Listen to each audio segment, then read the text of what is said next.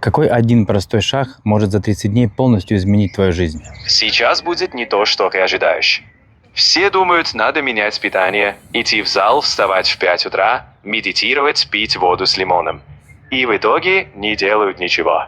А есть один шаг, который выглядит слишком простым, чтобы в него поверить. Убери хаос из своей жизни, не глобально, не с понедельника новая жизнь. Просто каждый день одно маленькое действие, которое ты давно откладывал. Позвонить, разобрать стол, закрыть один вопрос. Сделать один шаг, который ты уже неделю носишь в голове. И вот тут начинается магия, но без магии. Психика перестает жить в режиме «я должен». Уходит фоновый стресс. Мозг перестает жрать энергию на незакрытые задачи.